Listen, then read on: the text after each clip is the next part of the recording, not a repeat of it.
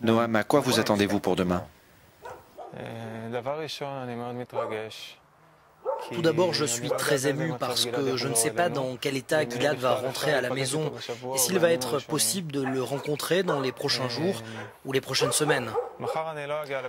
Demain, je n'irai pas dans le village à accueillir Gilad et j'attendrai sans doute d'avoir l'accord de Noam et Aviva, ses parents.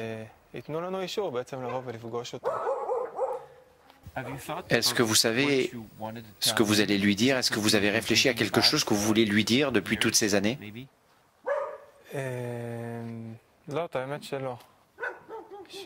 Non, je ne pense pas, je veux juste lui dire qu'il nous a beaucoup manqué et que sa famille et nous-mêmes ne l'avons jamais abandonné.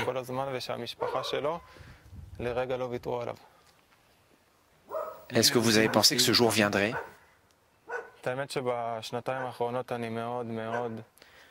Je dois dire, durant ces 2 dernières années, comment dire, je n'y croyais pas.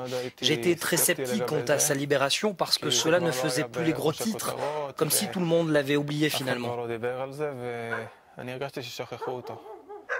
Noam, vous avez vécu ces 5 années comment?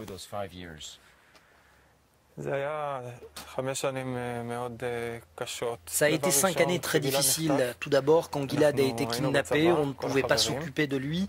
On faisait notre service militaire qui dure 3 ans. Après cela, lorsque le combat pour sa libération est devenu moins intense, on a rejoint les actions du comité de soutien. C'était très difficile pour nous de savoir qu'il n'était pas là, surtout lorsqu'on sortait entre copains, de savoir qu'il n'était peut-être même pas en vie.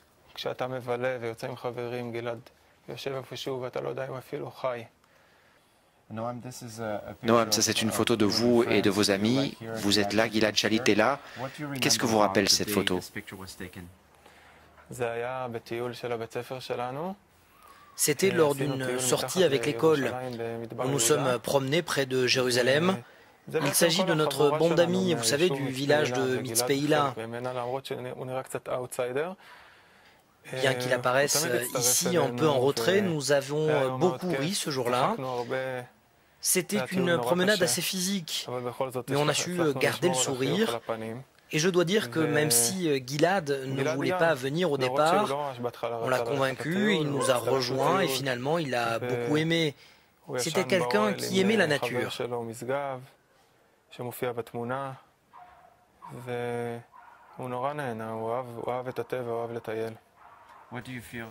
Qu'est-ce que vous ressentez aujourd'hui quand vous voyez Gilad juste là, après toutes ces années?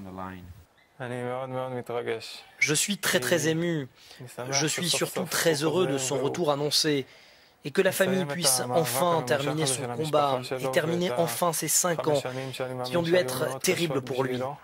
Je suis très ému à l'idée de le retrouver prochainement, de lui parler, de lui demander ce qu'il a ressenti pendant tout ce temps, de savoir s'il se souvient de sa vie avant sa capture. Est-ce que vous savez ce qu'étaient les rêves de Gilad avant qu'il soit capturé?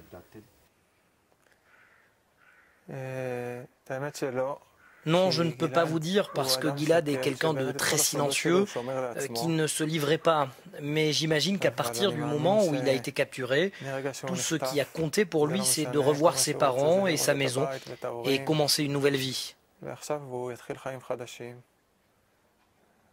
Noam, vous avez été l'un des meilleurs amis de Gilad depuis de très nombreuses années.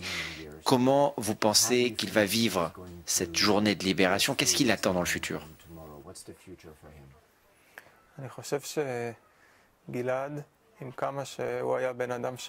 Je pense que malgré le fait que Gilad est un homme silencieux, il est discret et timide aussi, c'est quelqu'un qui est capable de surmonter les difficultés.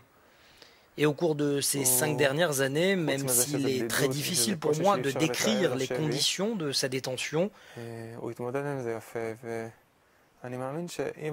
je reste persuadé qu'il ne s'est pas laissé abattre. Et si la presse veut bien laisser Gilad et sa famille tranquilles, il trouvera le temps de se reconstruire et il retrouvera ce sourire que nous connaissions à l'époque.